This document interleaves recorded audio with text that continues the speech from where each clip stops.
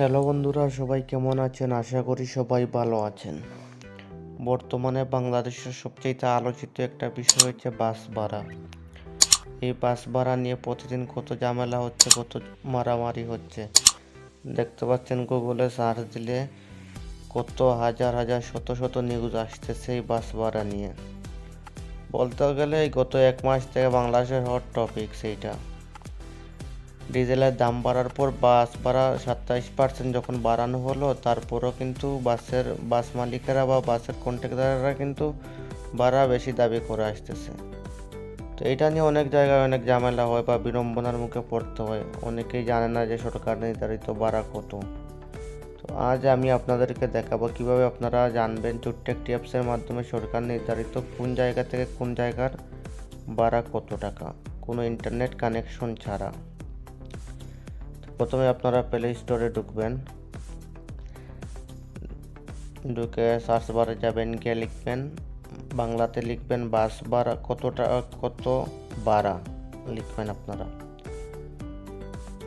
কত ভাড়া লিখে সার্চ দিবেন। সার্চ দেওয়ার পরে এই অ্যাপসটা আসবে। 3.5 MBর এই অ্যাপসটা মোটামুটি ভালোই রেটিং আছে। আপনারা এখান থেকে ইনস্টল করে নেবেন।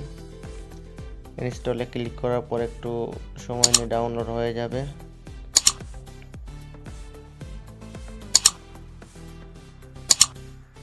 ডাউনলোড হবার পর ওপেন করবেন। ওপেন হতে একটু সময় নেবে, যেহেতু নতুন অবস্থায় ওপেন করতেছেন। আপনারা ইন্টারনেট কানেকশন অফ রাখলে হবে। দেখতে পাচ্ছেন অ্যাপসটি ওপেন হয়ে গেছে। এবার আমরা দেখব কোন জায়গা থেকে কোন জায়গার ভাড়া কত। এই যে দেখতে পাচ্ছেন এখানে অনেকগুলো জায়গার নাম আসছে। তো আমরা এখান থেকে যেখান থেকে আমরা যাত্রা শুরু করব সেই জায়গা এখান থেকে আমরা সিলেক্ট করে দিব। আমরা এখান থেকে একটা সিলেক্ট করি, যাত্রাবাড়ি সিলেক্ট করলাম। তারপর আমরা যে জায়গায় যাব সেই জায়গা সিলেক্ট করব। এখানে আমরা বারটা সিলেক্ট করব। তারপর ভাড়া জানুনে ক্লিক করব। এখানে আবার সর্বনিম্ন ভাড়া, সরকার নির্ধারিত সর্বনিম্ন ভাড়া 10 টাকা ধরা হয়েছে। দেখতে পাচ্ছেন আপনারা যাত্রাবাড়ি থেকে বারটা হচ্ছে সরকার নির্ধারিত ভাড়া হচ্ছে 22 টাকা।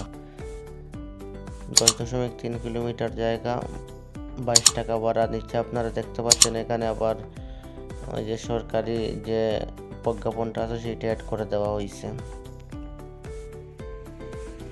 তো আমরা এবার আরেকটি জায়গা দেখব, আরেকটি জায়গায় ভাড়া কত। সেখান থেকে আমরা সাইনবোর্ড সিলেক্ট করে দিব। তারপরে যাব হচ্ছে আমরা যাত্রাবাড়িতে।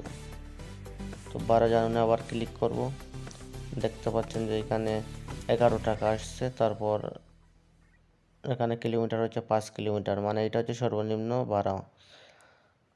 তো এখানে দেখতে পাচ্ছেন আপনারা বড় করে লেখা আছে 11 টাকা বাস ভাড়া।